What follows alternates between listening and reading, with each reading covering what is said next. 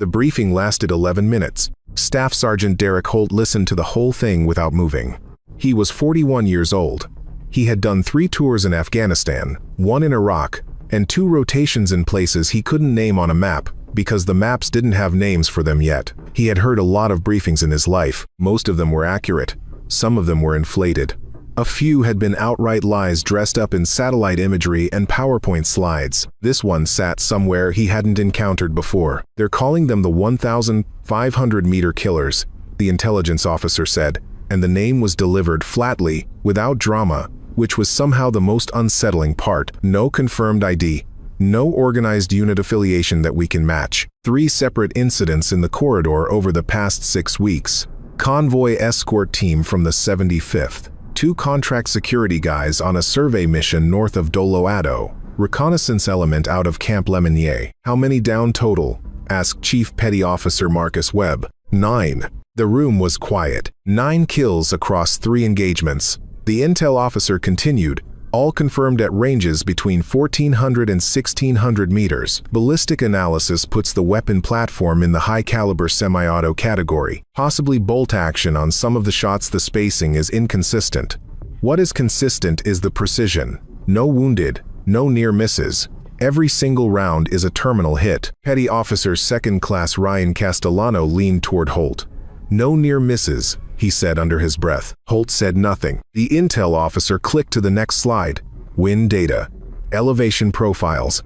Temperature ranges at the time of each incident. The savanna in this region of East Africa was a cruel shooting environment. Heat shimmer that turned distant objects into liquid. Winds that shifted every 40 minutes, grass that stood nearly chest-high in some corridors and disappeared entirely in others. The atmospheric data was a mess of variables that would give any trained sniper pause. Someone in the back of the room said, "Could be local, could be militia with a captured long gun and a lucky streak." The intel officer looked at the speaker for a long moment. 9 for 9 at over a mile, in shifting crosswind. 3 different times of day. He clicked off the projector. Does that sound like luck to you? The someone in the back didn't answer. Holt's unit 7 men, task group, Kilo 7 was tasked with escorting a logistics convoy through the corridor. 12 vehicles, medical supplies and engineering equipment bound for a UN stabilization camp 43 kilometers east. The convoy would move slowly. The road was bad. They would be exposed along a 14-kilometer stretch of open savanna for approximately 4 hours, depending on conditions. The mission briefing did not mention the 1,500-meter killers as a primary threat. It mentioned them in the supplemental section, paragraph 4, under the heading Other Considerations. Holt read paragraph 4 3 times. He didn't say anything about it to his team. There was nothing to say yet. It was rumors, and dead men, and a number 1,500 meters that everyone recognized as the outer edge of what was considered practical for accurate fire. Practical being the important word. The convoy departed at 0540. The savannah at dawn looked like the world before people were invented. Grass the color of old straw stretched flat in every direction, interrupted by acacia trees that stood alone on the plain like they were waiting for something. The sky turned from black to a dark bleeding red to a pale amber that promised heat before the temperature had even started climbing. There was almost no wind. For the first 2 hours, nothing happened. "Nice day," Castellano said over the radio. "Shut up," Holt said. The first man went down at 0812. Corporal James Whitfield, 24 years old, standing on the running board of the 3rd vehicle in the convoy, scanning north with binoculars. Holt heard the impact before he heard anything else. Not a crack, not a bang, but a sudden wet sound, and then Whitfield simply wasn't standing there anymore. The sound of the shot arrived half a second later. Half a second was approximately 500 meters of additional distance. Holt's brain did the calculation the way it always did automatically, without being asked, and produced a number that made his hands go still on his rifle. Everyone hit the vehicles. Standard contact drill. Holt was scanning north within 4 seconds. Nothing moved in the grass. Shooter north. I have nothing. Anyone have anything? Silence on the radio. Castellano had a thermal scope. He swept it across the northern horizon in a slow, deliberate arc. Nothing, he said.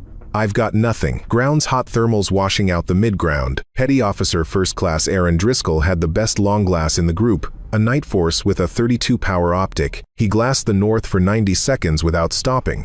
moving across the terrain in systematic boxes the way he'd been taught to in a cold room in Virginia Beach 6 years ago. Nothing, he said. Estimate on range? Someone asked. Long, Holt said. Very long. Listen for the delay on the next one. Nobody said out loud that they were hoping there would be a next one so they could measure it. There was a next one at 0839. Private First Class Elliot Vance, standing near the rear of the convoy to deal with a wheel issue on Vehicle 9. The shot dropped him the same way it had dropped Whitfield, clean, instant, no preliminary indication, no wound staging.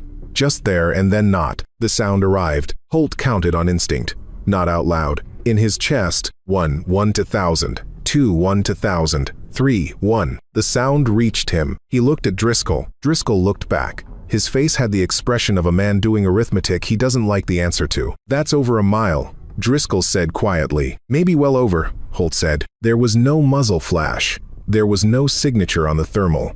There was no sound except the sound of the shot arriving late, like a telegram from somewhere very far away.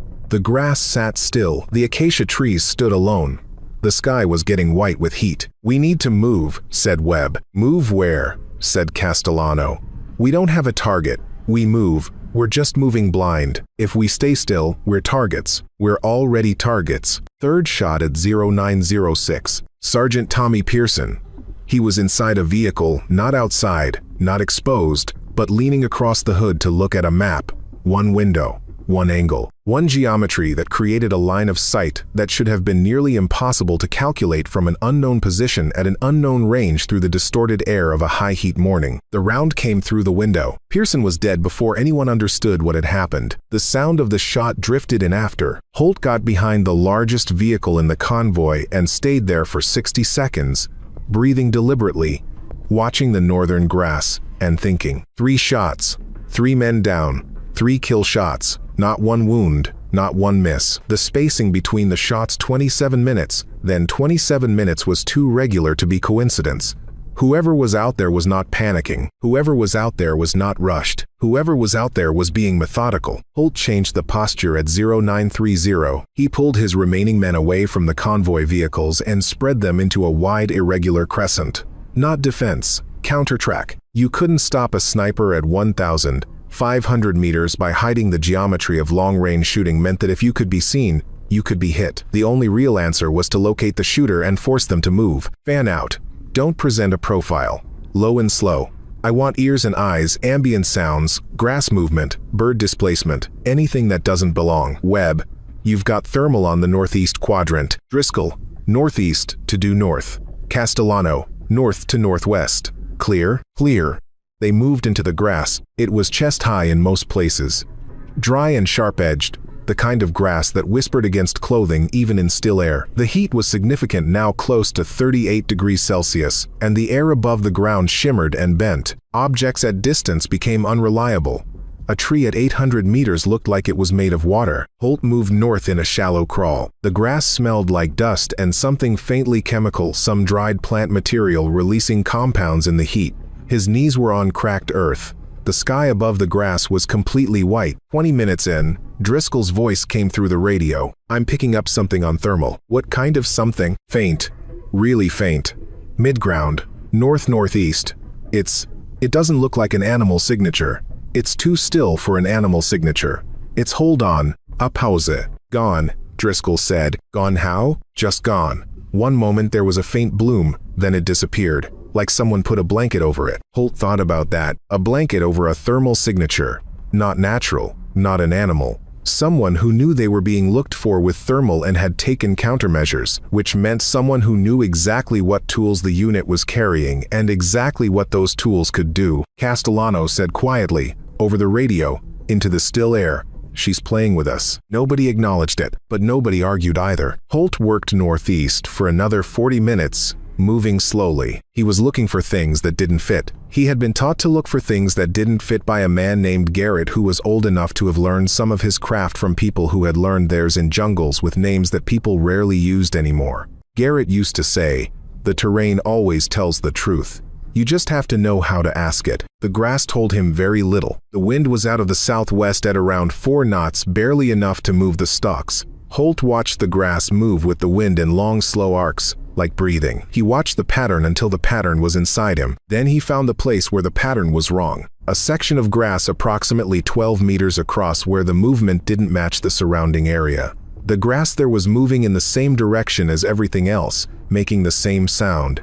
But it was moving on a fractionally different delay, like something had been lying in it and the stalks were still recovering from having been pressed down, returning to vertical at a pace just barely behind the undisturbed stalks around them. He put his cheek on the ground. At ground level, the compressed stalks were clearly visible. A long, narrow depression running roughly east to west, no more than 60 centimeters wide, clean at the edges, which meant whoever had lain there had made deliberate, considered movements, not hurried ones. He looked east along the depression. About 4 meters further along, he found one boot print, singular, one, in a patch of bare dirt between two grass clumps. The tread was smooth, a soft-soled boot, not military pattern.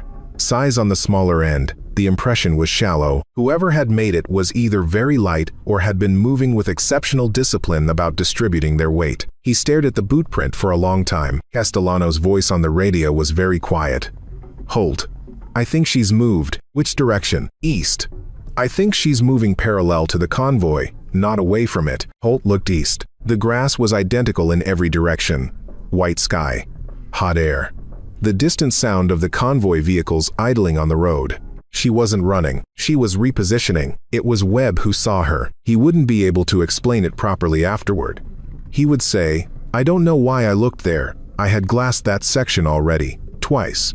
But something made me come back to it, some wrongness. Something that didn't fit the texture of everything else." He brought his rifle scope up slowly. The section of grass he was looking at was about 1,400 meters out by his range estimation. Tall grass, maybe slightly taller than average in that particular area, a few low acacias at the tree line beyond. He found the wrong thing. It was not what he expected to find. He expected a hide, a piece of constructed cover, a ghillie suit built to match the local vegetation, some deliberate camouflage engineering. He expected gear. He expected the silhouette of equipment. What he found was a person lying so completely flat and so completely still inside the grass that she was nearly invisible to the eye. No ghillie suit, no constructed hide. She was wearing clothing that matched the dead grass color of the savanna without matching it exactly, not camo pattern, just color, the kind of color that occurred naturally in old linen or worn cotton. Her legs disappeared into the grass entirely. Her head was turned slightly away from him. The rifle was there. He could see the barrel, just the last 30 centimeters of it, resting on something barely elevated from the ground. Everything else about her was grass. Webb was a professional. He had been doing this for 16 years. He did not panic. He did not transmit immediately. He held the scope steady, kept his breathing even, and looked. She didn't move. For 20 seconds, she was as still as the ground itself. Then, with no announcement, no preliminary shift, her position changed by perhaps 3 centimeters. An adjustment. Not a flinch, not a reaction to being found, an adjustment for something she was measuring in the air around her. Webb finally said, into the radio, in a voice that came out quieter than he intended, "Command. You're not going to believe this." The shot came before he could finish the sentence. It dropped Sergeant First Class Kevin Tran at the edge of the convoy road, 1,380 meters from where Webb was looking. Webb had not moved the scope. The shot had come from exactly where he was looking. He had been watching her aim. He had been watching her fire. And he had not been fast enough to do anything about it. He said nothing on the radio for several seconds. Then, female shooter, approximately 1,400 meters northeast, lying in the grass. No constructed hide. Holt said, "You have visual." "I had visual," Webb said. "She's shifted now." "Which direction?" "Unknown. She doesn't move when she moves. She just stops being there." Holt's first reading of the situation, when Webb relayed what he'd seen, was the wrong reading. Auto sniper, he thought. It was the natural interpretation. A single shooter generating multiple kills at extreme range over an extended period suggested either a team with a spotter which thermal should have picked up or an automated system with advanced stabilization, the kind of equipment that compensated mechanically for variables that would defeat a human shooter. Auto snipers existed. They were expensive. They were rare, but they existed. The auto sniper interpretation meant something specific tactically. It meant that if you closed distance fast enough, the mechanical response time of the system became a liability. It meant you could rush it. Holt made the call. Close distance. Northeast. Fast. low, spread wide.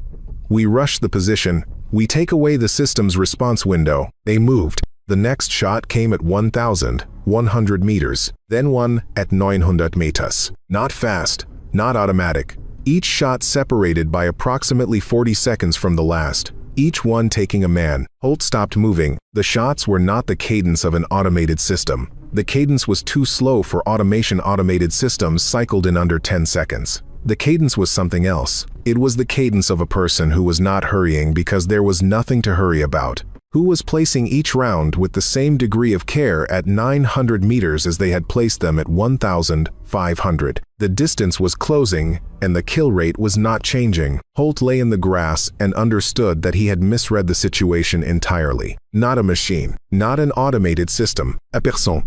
And that person was adjusting. Driscoll was the one who said it. He had served 8 years as a sniper, and 2 more as a sniper instructor at a training facility he wasn't allowed to name.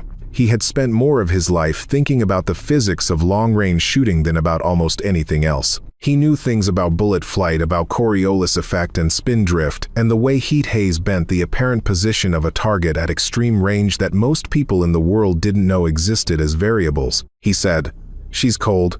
Bore shooting." Holt said, "Explain." "Every shot," Driscoll said, "from the beginning. The spacing, the single shots. She's not firing a follow-up round from a warmed barrel. Every shot is a first shot from a cold barrel. She's letting the barrel return to ambient temperature between engagements. A pause. That means her data is precise enough that she doesn't need the barrel warm to get consistency. She's got the environment dialed to a level where she can trust a cold bore first shot every time. At ANTZ 500 meters. That's not a gun," Driscoll said. "That's a mathematical exercise." There was quiet on the radio. What Driscoll was describing was possible in theory. Any trained sniper understood the cold bore concept. The first shot from a cold barrel behaved slightly differently than subsequent shots as the metal heated, and elite shooters collected data on the variance to zero their cold bore point of impact accurately. But doing it at extreme range, in variable heat and wind, with targets that were moving and at irregular intervals that required a level of data collection and environmental mastery that went beyond what most professional military snipers achieved in a career. It implied practice, years of it, in exactly this kind of environment, in exactly this kind of heat,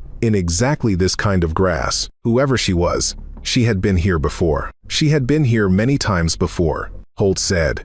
"She's not militia." "No," said Driscoll. "She's not. There is a type of record that doesn't exist, not classified, not restricted, not sealed pending review, simply not present in any database that can be queried, not referenced in any file that can be pulled, not attached to any personnel number or service designation or operational log. The records were removed, not redacted, not covered, removed. As if the person they described had never been assigned anywhere, never been trained by anyone, never appeared on a roster. Her name was Claire Hargrove. She had not always been called that. At 22, she had entered a training pipeline that did not have a formal name, run by a program that was funded through a budget line that described itself as equipment, testing, and materials research.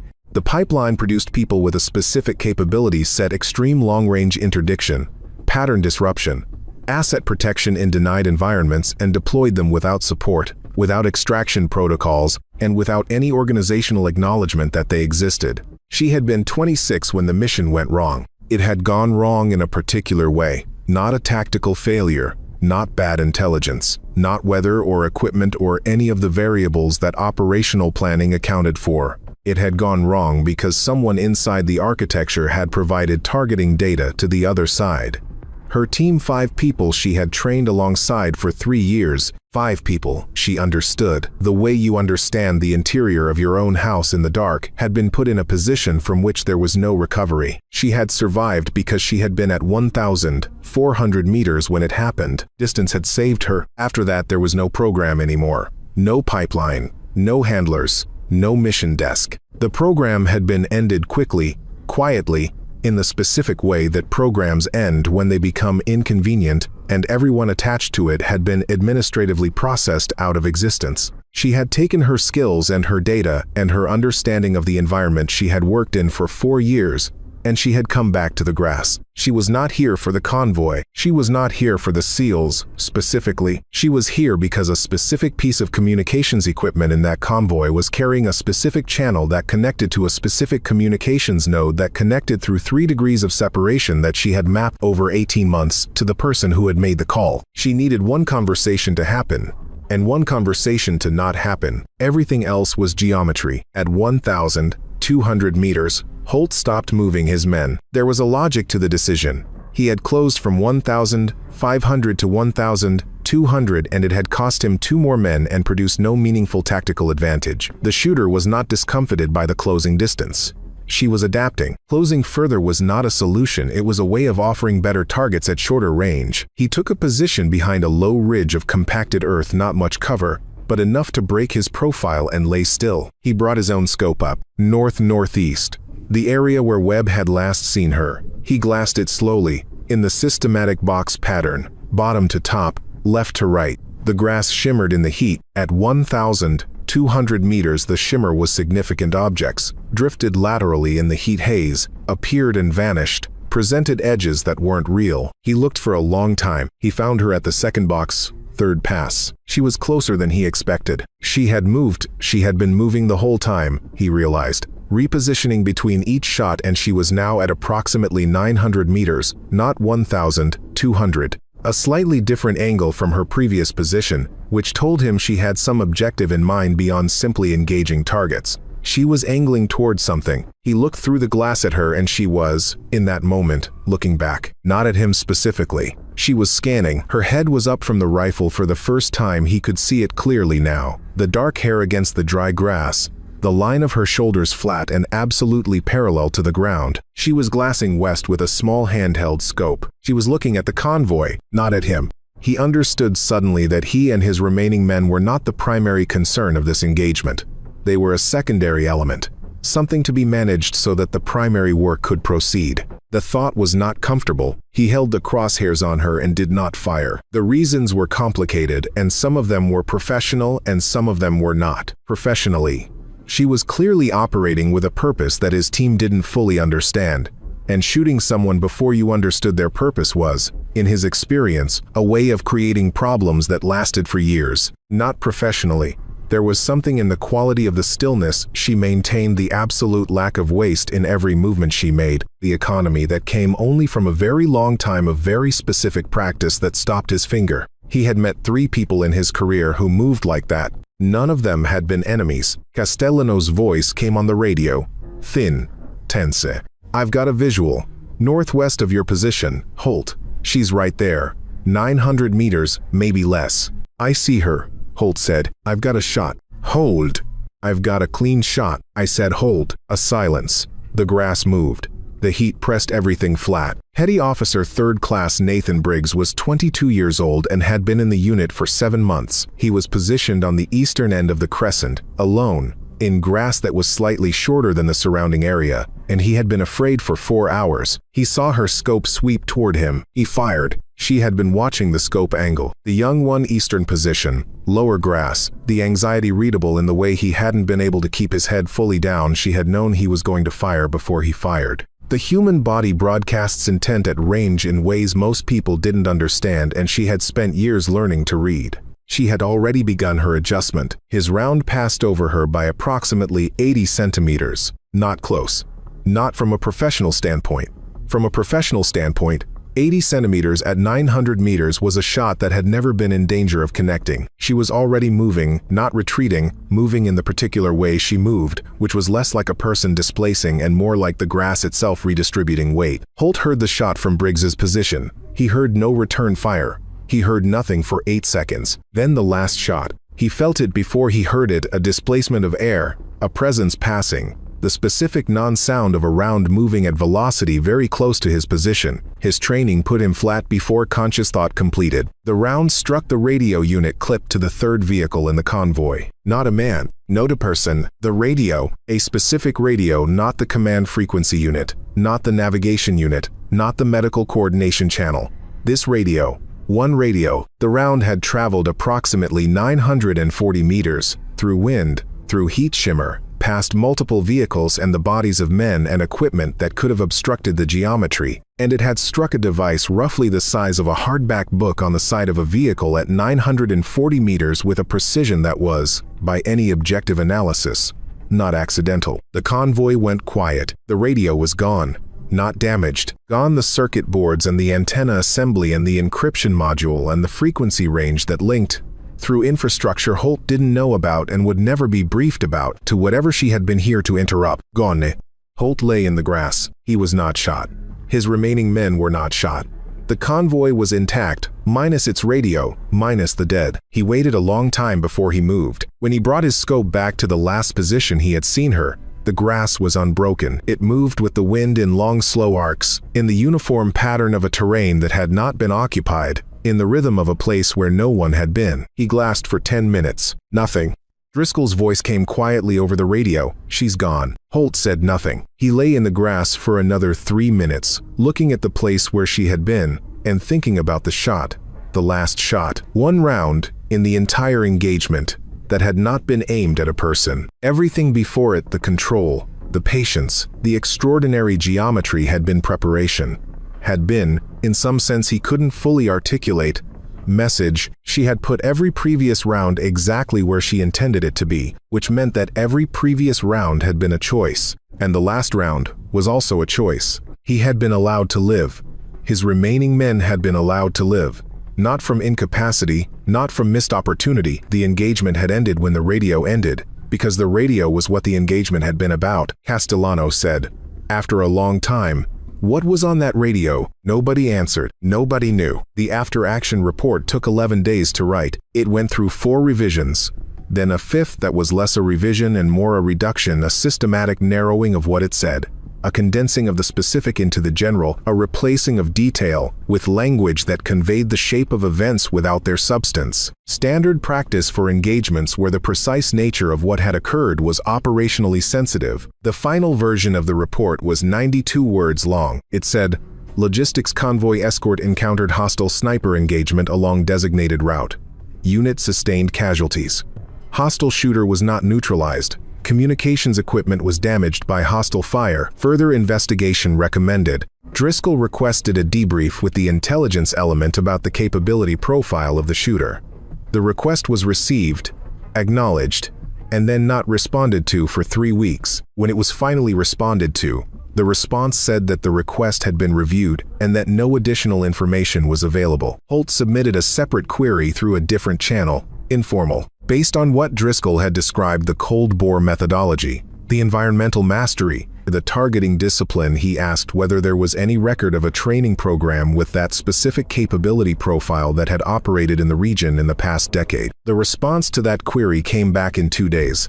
It said, "No record found." Holt read the response once, then he filed it. He didn't file it under intelligence queries, unanswered, or under personnel unknown hostiles or under any of the standard administrative categories. He created a new folder. He labeled it Grass. He put the response in the folder and he left the folder on the desktop of his secure terminal where he would see it every time he opened the system, and sometimes late in the day when the light was going and the screen was the brightest thing in the room, he would look at the folder name and think about the boot print. Singular.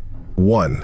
In a patch of bare dirt between 2 grass clumps, smaller than you'd expect, the kind of track that, if you didn't know what to look for, you would walk right past. The East Africa corridor remained active. The 1,500-meter killers, as a category, dropped out of intelligence reporting after the incident. No further engagements, no further pattern.